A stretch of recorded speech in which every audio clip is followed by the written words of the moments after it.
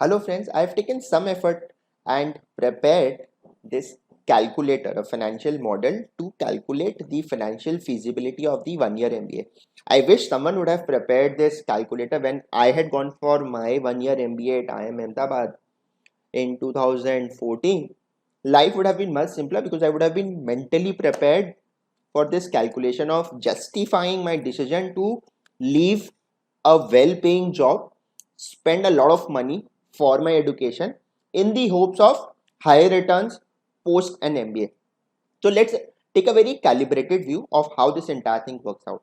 So when you go for a 1 year MBA, let's say from India, so you do it from an IIM Ahmedabad, Bangalore, Calcutta, Indore, Lucknow, etc., or from an ISB, Hyderabad, Mohali. So let's say IIM Ahmedabad PGPX, you're going to incur a program fee of 30 lakhs. Normally, I have seen that people who go for a 1 year MBA, not the outliers. So there would be outliers who have incoming salary of 40 lakhs also. But normally people are there who go for an MBA, their incoming salary would be like 15-20 lakhs.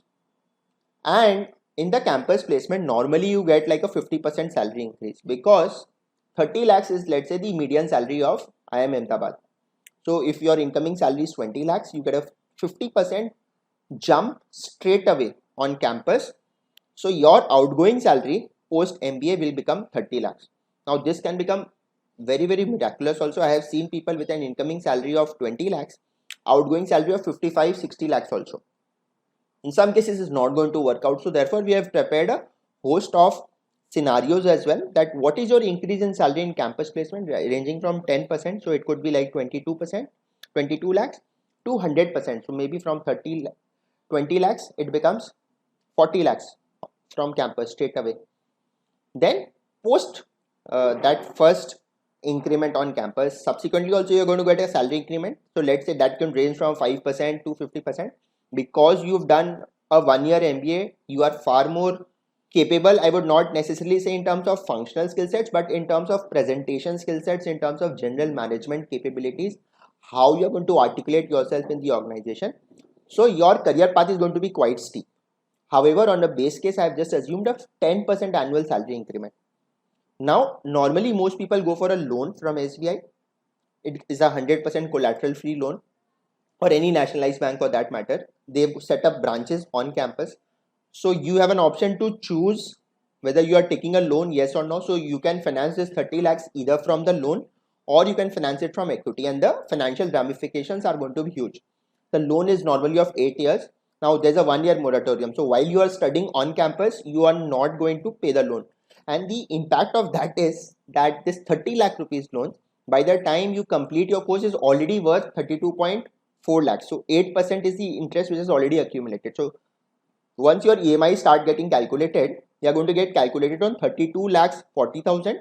So once you graduate, so let's say you decide to do a PGPX today, you are going to enter campus in April 21.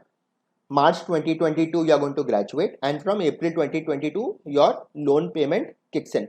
So from May onwards, you're going to pay this at the end of each month, and therefore each year you're going to pay a EMI of 45,803 each month for the next 8 years. Now that's some sort of a financial impact, but understand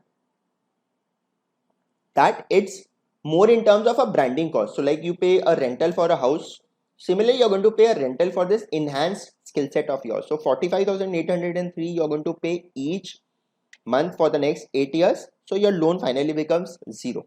Now there are advantages here, that one, you repay the principal, and on the interest component you get a tax deduction under section 80E of the Income Tax Act. It's the education loan. So you pay like 11 lakhs 57,000 of the total interest, but that becomes taxable at 30% otherwise in terms of income. So you save that kind of taxes. So that's one assumption that we have taken, that for section 80E deduction you save like 30% tax. Normally whatever salary that you're going to earn, I assumed only 25% average rate of tax, because one component of salary is going to be HRA, which is linked to basic. So normally people are able to manage that sort of tax saving. So I have assumed 25%. If you want to be really very accurate, you can always plug in 30% here. SBI rate of interest is 8%, marginal cost of lending, MCLR, that they have. The tenor is normally 8 years.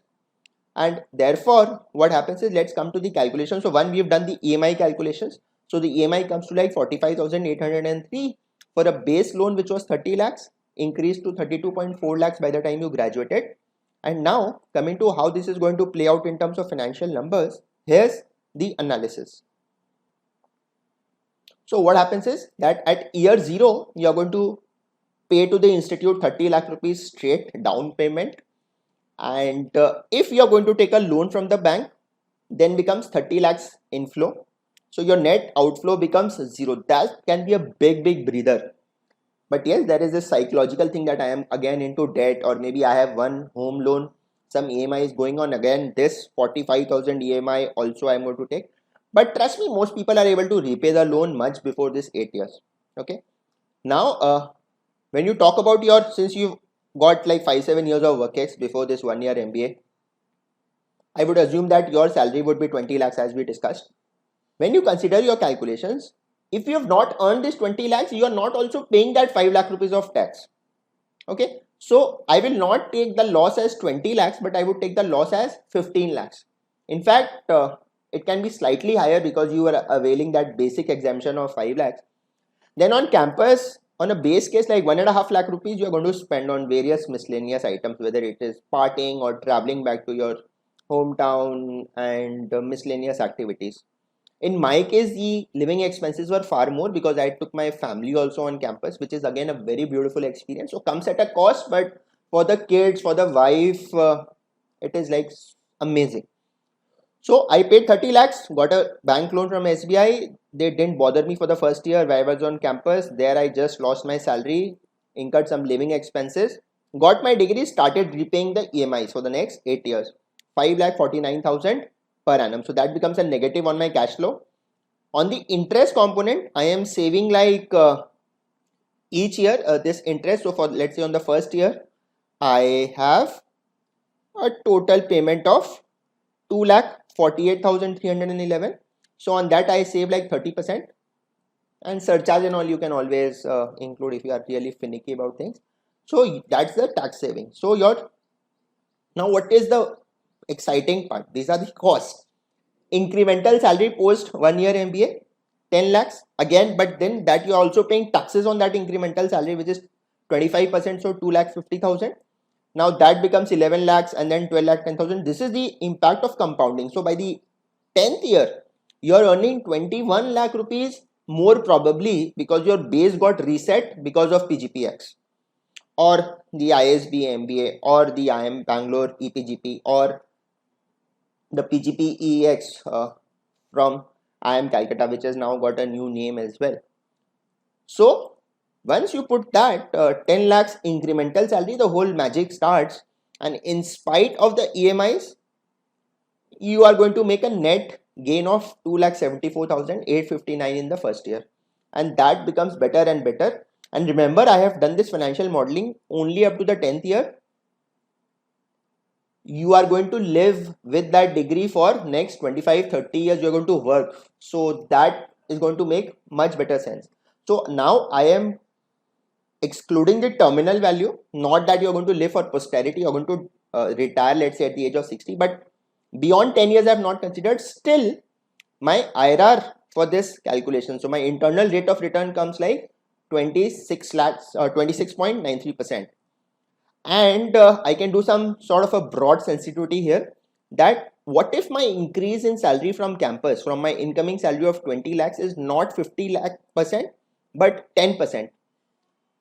Then that becomes quite a challenge, that if you're, so here like you are not even able to calculate the IRR. This becomes a, and then again this becomes a negative zone.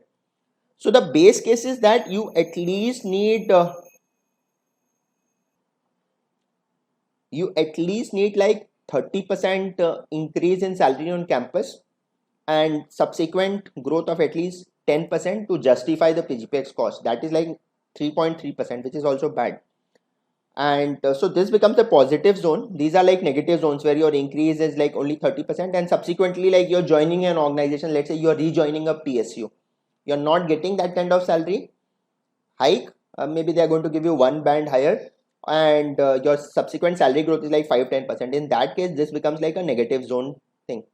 but normally people get like a 50-40% salary increase, and so therefore you are always in the positive zone. Plus the huge surplus is my salary beyond, so that's my bonus here, right? The salary beyond year 11. Now, but then remember, the loan taken makes a huge impact here, because from a financial standpoint, what happens is that here what happened, I paid 30 lakhs to the institute, 30 lakh rupees I got from the bank, so my net outflow became zero. Now if I just change this same thing from yes to no, here is that this becomes a net outflow for me, 30 lakh rupees, and then I repay this 15 lakh becomes my opportunity cost. My living expenses again is 1.5 lakhs, and my incremental salary is 10 lakhs, keeps on increasing this. But this, neither do I repay the EMIs, neither do I have the tax reduction, and then this IRR gets reduced to 14.35. So you can look at this that from 27%, this got reduced to 14%, and that's like a huge difference.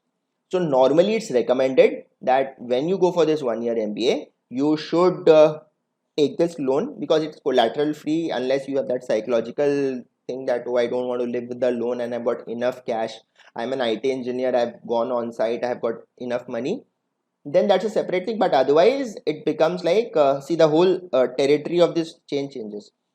Now see, if your increase in salary post PGPX, let's say this becomes just 30%, see, your financial feasibility gets reduced to 4.6%. so that is quite the thing, that if you're not taking loan and if you're not getting like a very good salary hike from campus, and subsequently also, now this can become that it's an aberration that on campus I didn't get a good salary hike, but my 5-year 10-year CAGR became 50%. I grew very fast subsequently, so my annual salary increment became like 50%. So here you see it becomes 31.2%, then it becomes justified. So what happens is that your MBA decision is going to get justified in different scenarios. You get a very good salary increase and subsequent growth is also good. You don't get a good salary increase in campus placement, but subsequently you get a very good hike, or vice versa.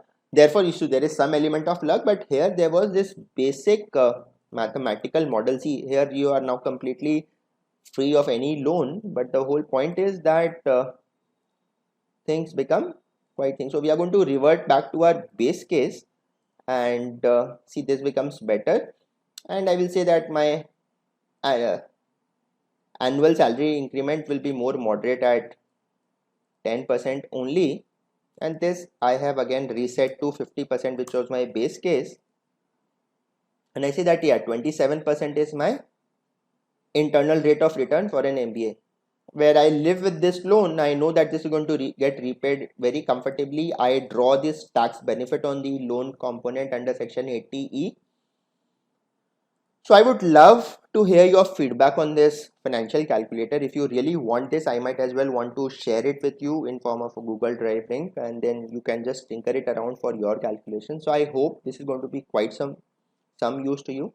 I hope this will add some value and inspire you to go for an MBA, because you see, under a host of circumstances, this is going to add a lot of value, and then the year 11 and beyond is not factored in here. Otherwise, then this cash flow goes on to year 60, or year 60 as in the age 60 of yours. So maybe year 30 here, let's say your average age at PGPX is around 30 years. So that's how it is. Thank you so much for watching this.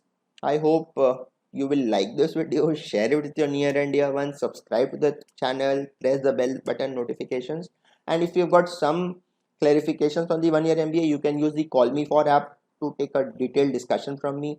If you want preparation for the 1 year MBA, you can always send an email to anuragsingalonline@gmail.com. We can have a detailed program to help you crack the interview, write the best of essays, and storm into the B school of your choice. Thank you.